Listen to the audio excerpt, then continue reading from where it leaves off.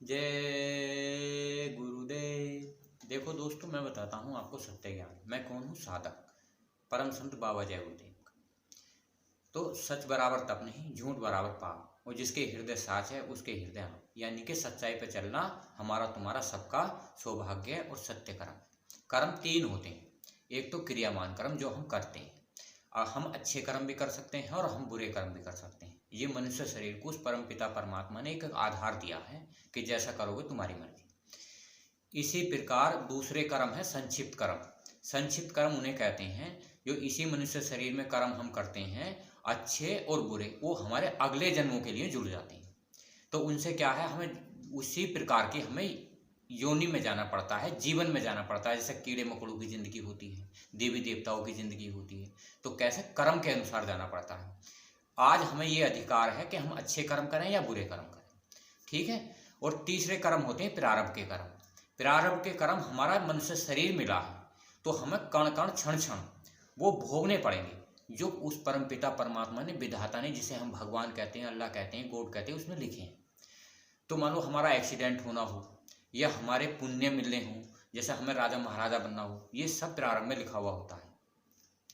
तो इसी प्रकार मैं आपको बताता हूँ क्या बाबा जी की लिखी हुई किताबों में से कुछ अंश जो आपको सच्चाई पे ले चलेंगे। तो क्या है, मैं आपको बताता हूँ।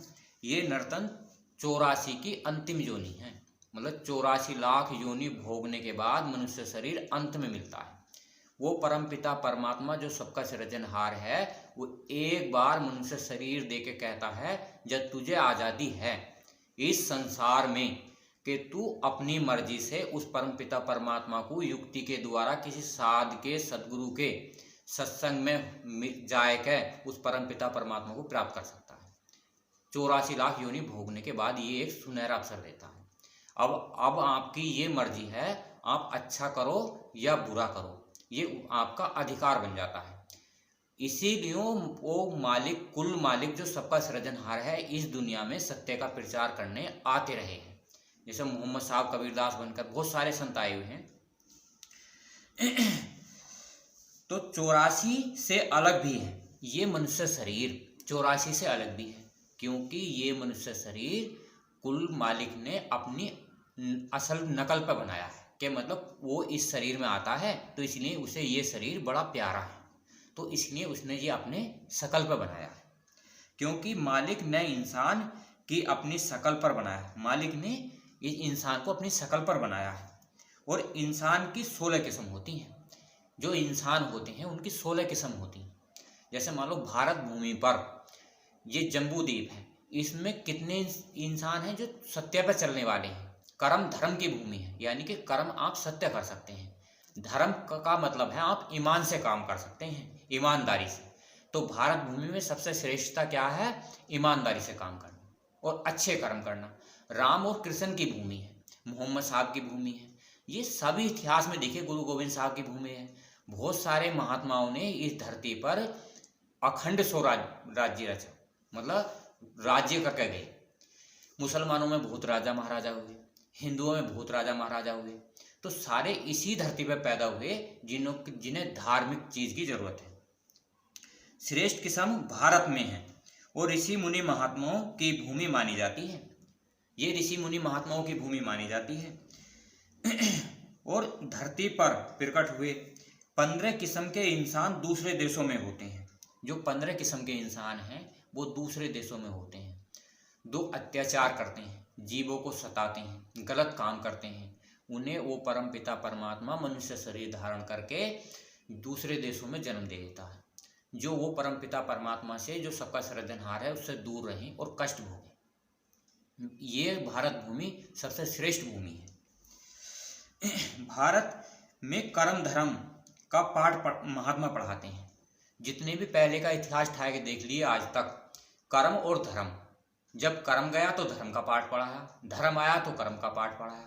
पहले से कृष्ण को देख लीजिए, राम को देख लीजिए, सबको देख लीजिए, कर्म धर्म का पाठ पढ़ाते चले आए हैं और आत्माओं का कल्याण करते चले आए हैं। आज हमारा सौभाग्य है, पहले के युगों में, द्वापर में, त्रेता में 1-1 हजार वर्ष तक ऋषि मुनि महात्मा तपस्या करते हार गए उन्हें भगवान के दर्शन नहीं हुए। आज कलयुग में इतना सुनहरा अवसर है कि आप सब घर परिवार के सहित, घर परिवार में रहते हुए, समाज में रहते हुए, तो आप परमपिता परमात्मा को देख सकते हैं, उसे प्राप्त कर सकते हैं। भगवान ने 4 खाने 4 लोक रचे।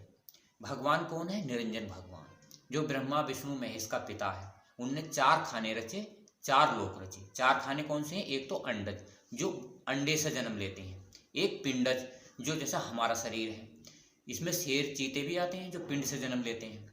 एक होता है ऊष्मज, जो ऊष्मा से, जैसे कीड़े मकोड़े जमीन से निकल आते हैं, ऊष्मा से निकलते हैं। और एक होता है स्थावर, जिसमें पेड़ पौधे आते हैं।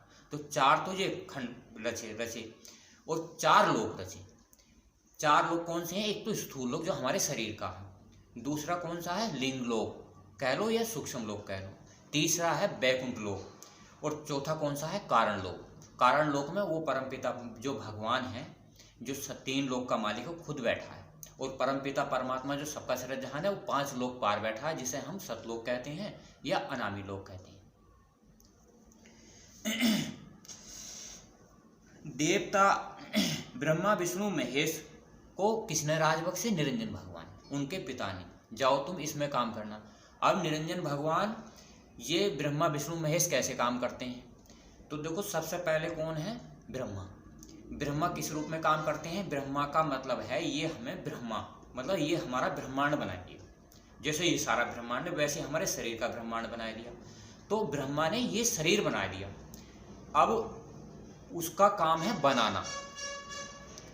और जो सतोगुण है विष्णु भगवान, उसका काम है सत्य पे चलाना, सत्य की राह। आत्मा में स्वतः ही इतनी जागृति होती है। ये गुण होते हैं 3, रजोगुण, सतोगुण और तमोगुण। तमोगुण का मतलब है जो जीव आत्माएं गलत काम करती हैं, बुरे काम करती हैं, अच्छे काम करती हैं, उन्हें दोबारा से उन्हें लिंग लोक में रोकना और रोक के उन्हें जो दोबारा मनुष्य शरीर के इंतजार करवाना। जैसे बहुत से बुरे कर्म करते हैं, तो ये किसका काम है? शंकर भगवान का।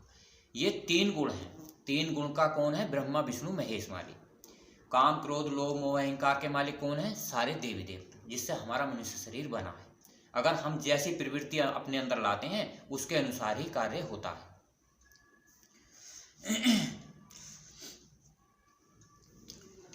बाबा जी जय गुरुदेव, जो मथुरा के रहने वाले थे, जिनका जन्मभूमि खितौरा में है और कर्म स्थान मथुरा में है, उन्होंने बहुत प्रयत्न करा।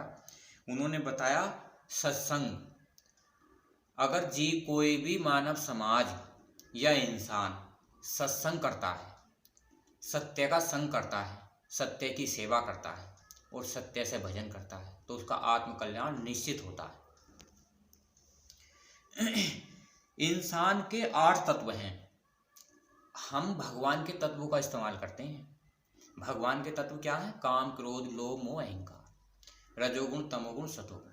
अब हम इंसान के कर्म नहीं करते, हम भगवान के कर्म करते हैं। भगवान ने अपने कर्म दे रखे हैं, जिससे कि हर इंसान मेरे कर्म करके ही इस दुनिया से चला जाए। वो परमपिता परमात्मा जो सबका सृजनहार है, जो अंड खंड ब्रह्मांडों का मालिक है, उसे देख न सके। इसीलिए सदगुरु इस संसार में आते हैं अपने लोक की महिमा गाने। बच्चों, तुम यहाँ के रहने वाले नहीं हो, तुम मेरे देश की आत्माओं हो। मैं तुम्हें सत्य बताता हूँ। जब तो बाबा जी ने बहुत सारे प्रयत्न करे। तो 8 तत्व इंसान के कौन से हैं? शील, क्षमा, संतोष, विरह, विवेक, सेवा, सत्संग और भजन। इन्हें करा के वो मालिक इंसानी रूप धारण करके वो हमें उस लोकों में ले जाता है। बड़े प्रेम से समझाएगा, एक दूसरे से प्रेम कराकर।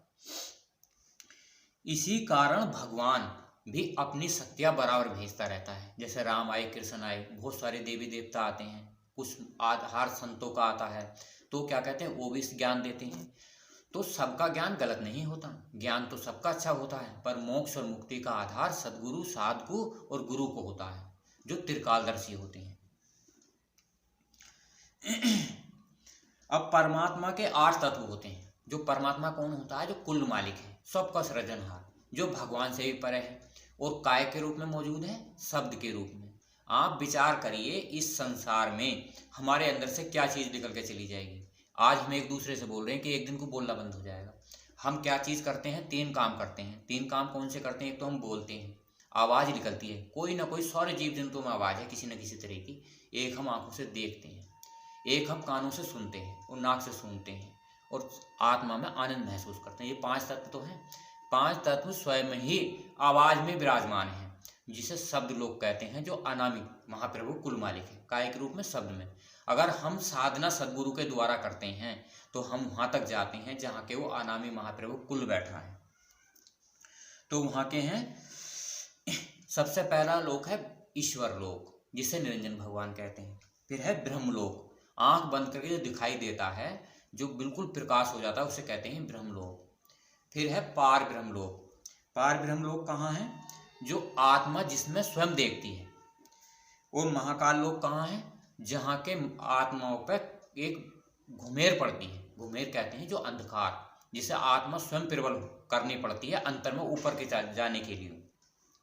सत्पुरुष सतलोक में बैठे हैं। तो जब आत्मा सतलोक को देख लेती है तो महाकाल पुरुष के भी जो कठिन काम है, जो अंतर में घुमेर है, वो भी खत्म हो जाती है। घुमेर क्या होती? काल माया का एक जाल होता है जो स्वयं होता है। अलख लोक, अगम लोक और अनामी लोक, ये 3 लोक हैं। ये आत्मा के ही स्वरूप हैं। जो हम साधना करते हैं तो उन लोकों में हम आ जा सकते हैं। कठिन योग साधना पहले युगों में थी और आज सहज योग साधना है। तो आप अगर लगन श्रद्धा भाव से और भक्ति से आप करेंगे, जब तक कोई भी इंसान भगवान के दर्शन नहीं करता, परमात्मा के दर्शन नहीं करता। भगवान के दर्शनों का लाभ क्या होता है? भगवान के दर्शनों का लाभ बताऊं? जब आदमी भगवान को देख लेता है, कोई इंसान भगवान को देख लेता है, तो क्या होता है? उसके दुख और सुख दोनों खत्म हो जाते हैं। इसका मतलब वो ये नहीं कि मर जाता है, वो दुख और सुख खत्म करके नॉर्मल जीवन जीता है। जिस प्रकार आदमी 10 किलो दूध नहीं पी सकता, 1 गिलास पीता है, वो सब चीज़ को कंट्रोल करना सीख जाता है भगवान के दर्शन करके। परमात्मा के दर्शन करने के बाद जो कुल मालिक हैं, अपनी आत्मा को देखने के बाद परमात्मा के दर्शन हो जाते हैं। और उसमें पता क्या है? आत्मा अपने घर को देख लेती है और वो जन्म मरण के चक्कर से आज़ाद हो जाती है। जब जैसे हम इस संसार में रहते हैं, उसी प्रकार हम मिनट 2 मिनट सदगुरु के बताए रास्ते से साधना करके उन सारे 16 के 16 लोकों में भ्रमण कर सकते हैं। 2 मिनट 4 मिनट साधना तो इतनी ही बनती है, जो युक्ति 2-2.5 घंटे करनी पड़ती है। क्योंकि देखो, आदत ही तो डालनी है।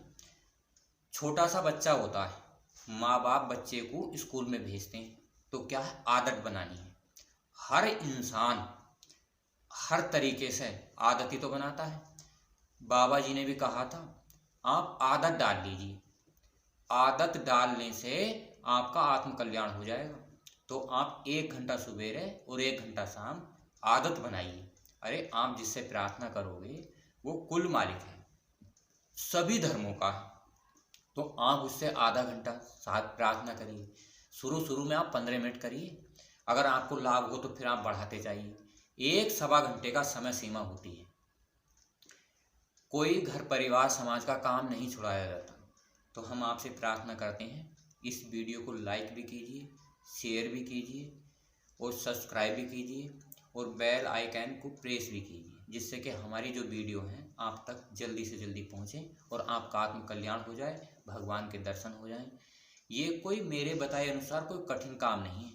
कभी आप सोचो मैं बता रहा हूँ तो ये बहुत कठिन काम है, ये तो आपका अधिकार है। अरे, अपना मालिक देखने का तुम्हारा अधिकार नहीं है।